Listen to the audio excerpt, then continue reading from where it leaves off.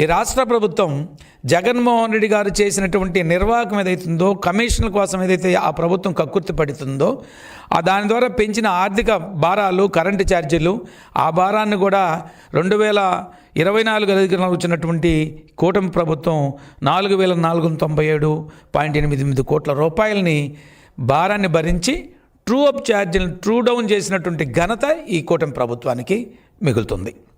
అదేవిధంగా ఈరోజు మరలా డిస్కంలు ట్రూ అప్ ఛార్జెస్ని ఏదైతే లోటు ఉందనుకుంటున్నారో 16,000 కోట్ల మేరకు లోటు భారాన్ని మళ్ళీ డిస్కంలు చూపిస్తే, రాష్ట్ర ప్రభుత్వం అలాంటి భారాన్ని ప్రజల మీద మోపకుండా రాష్ట్ర ప్రభుత్వం భరించే విధంగా మరొక 16,000 కోట్ల రూపాయలకి ఇవాళ ఆ ట్రూ అప్ ఛార్జెస్ కానీ ఏదైనా కానీ రాష్ట్ర ప్రభుత్వం భరిస్తామని చెప్పి ఒక డిస్కంలకి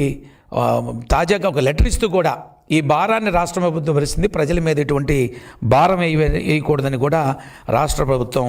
ఒక తీర్మానం చేయటం కూడా జరిగింది. టోటల్గా ఈ 2 దఫాలుగా 2024లో అధికారులకు వచ్చిన వెంటనే ఆ 4,497.88 కోట్లు,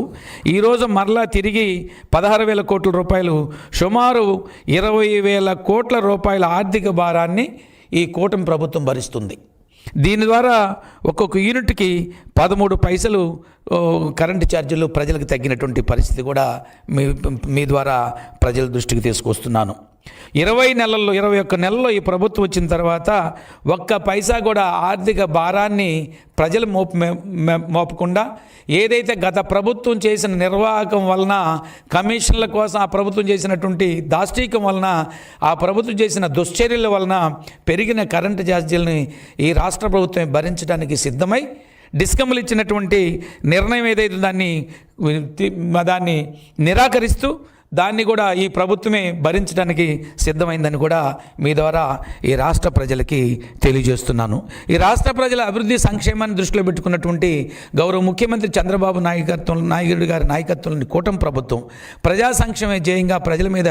ఎటువంటి ఆర్థిక భారం పడకుండా చేస్తున్నటువంటి పరిస్థితి కూడా మనం చూస్తున్నాం.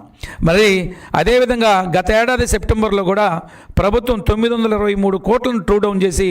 రికార్డు సృష్టించినటువంటి పరిస్థితి కూడా మీ దృష్టికి తీసుకొస్తున్నాను. తద్వారా నేను ముందుగా చెప్పినట్టు యూనిట్కి 13 పైసలు చొప్పున తగ్గించి గృహ వినియోగదారులకు మరింత ఊరట కలిగించినటువంటి ప్రభుత్వం ఈ కూటమి ప్రభుత్వం.